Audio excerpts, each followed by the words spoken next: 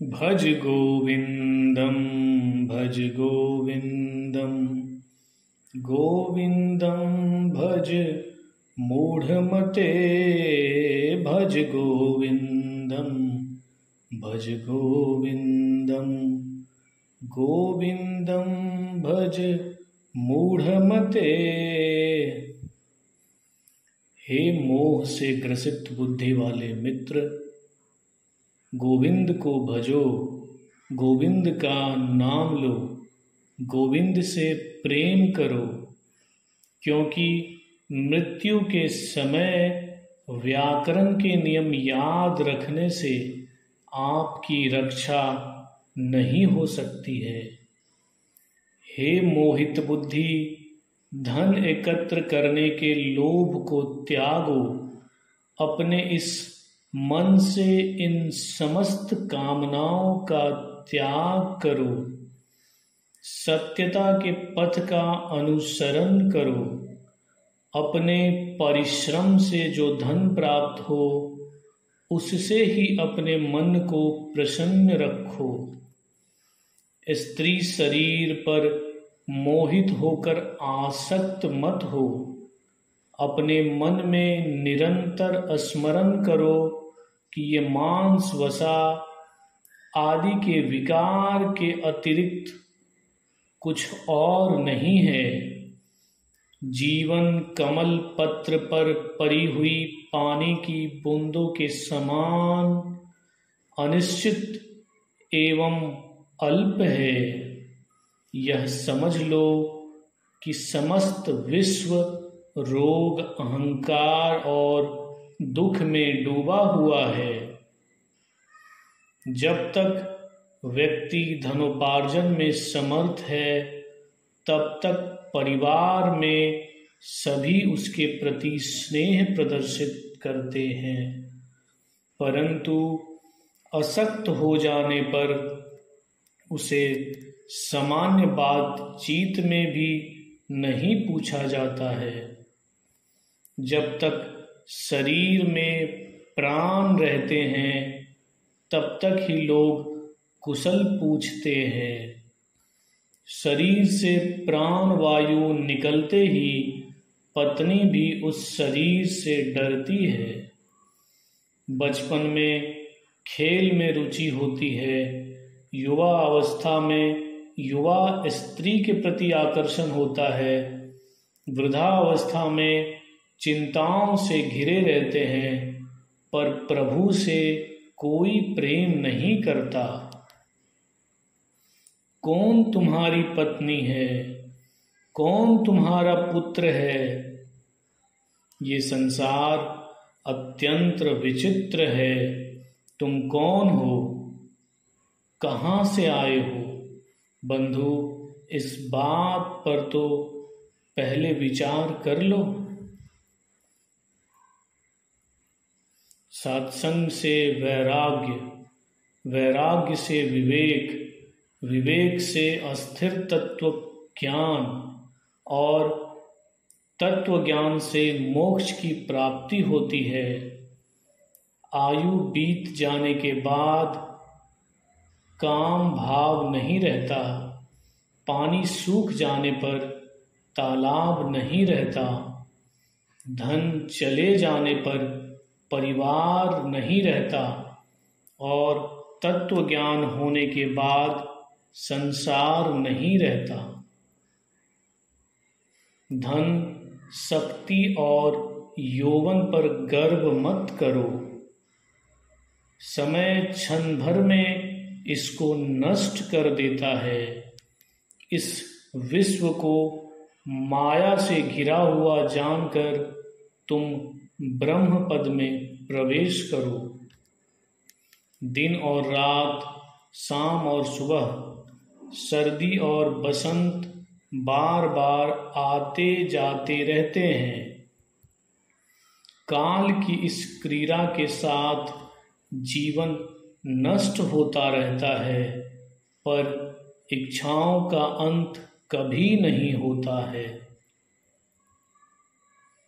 12 गीतों का ये पुष्पहार सर्वज्ञ प्रभुपाद श्री शंकराचार्य द्वारा व्याकरण को प्रदान किया गया।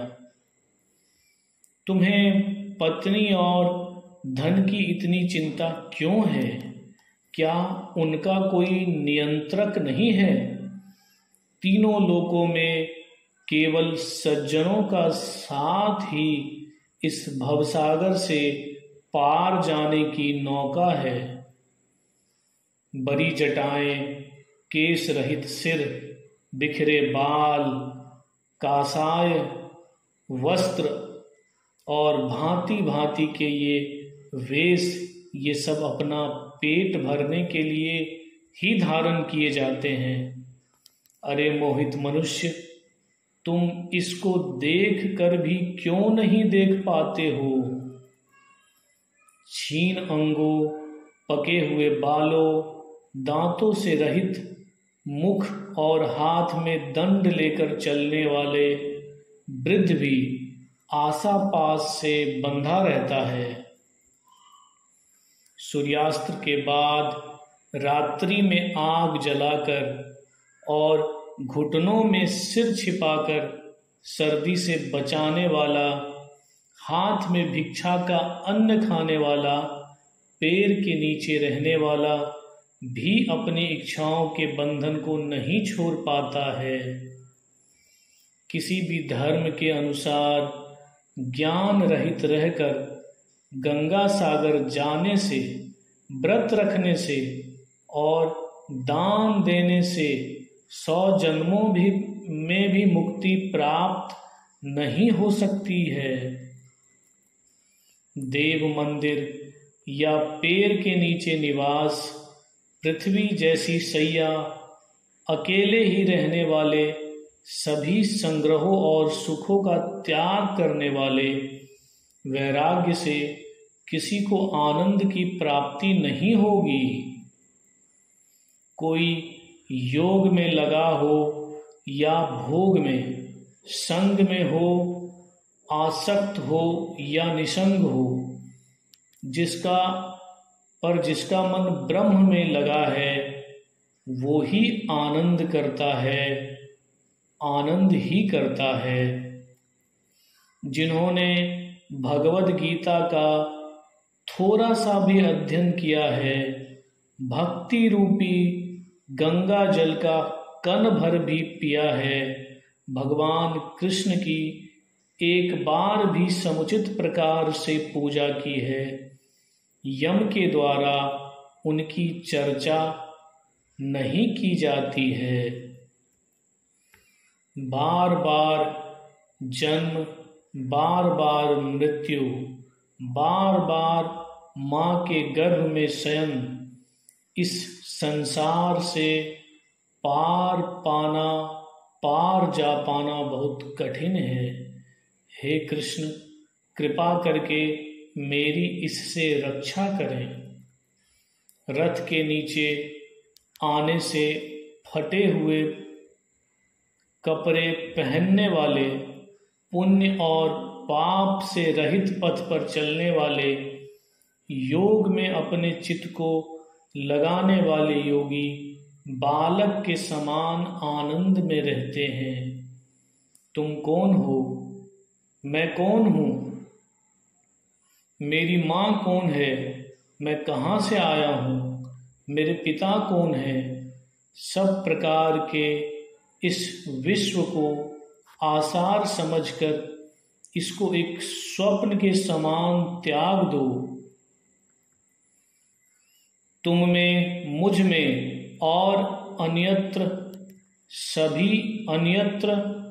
भी सर्वव्यापक विष्णु ही है। तुम व्यर्थ ही क्रोध करते हो। यदि तुम शाश्वत विष्णु पद प्राप्त करना चाहते हो तो सर्वत्र समान चित्त वाले हो जाओ। शत्रु, मित्र, पुत्र, बंधु बांधवों से प्रेम और द्वेष मत करो। सब में अपने आप को ही देखो। इस प्रकार सर्वत्र ही भेद रूपी अज्ञान को त्याग दो। काम, क्रोध लोभ मोह को छोड़कर स्वयं में स्थिर होकर विचार करो, मैं कौन हूँ। जो आत्मज्ञान से रहित मोहित व्यक्ति है वो बार बार छिपे हुए इस संसार रूपी नरक में पड़ते हैं। भगवान विष्णु के सहस्त्र नामों को गाते हुए उनके सुंदर रूप का अनवरत ध्यान करो। सज्जनों के संग में अपने मन को लगाओ और गरीबों की अपने धन से सेवा करो। सुख के लिए योग आनंद भोग करते हैं, जिसके बाद इस शरीर में रोग हो जाते हैं। यद्यपि इस पृथ्वी पर सबका मरण सुनिश्चित है, फिर भी लोग पापमय आचरण को नहीं छोड़ते हैं। धन अकल्याणकारी है और इससे जरा भी सुख नहीं मिल सकता। ऐसा विचार प्रतिदिन करना चाहिए। धनवान व्यक्ति तो अपने पुत्र से भी डरते हैं, ऐसा सबको पता ही है।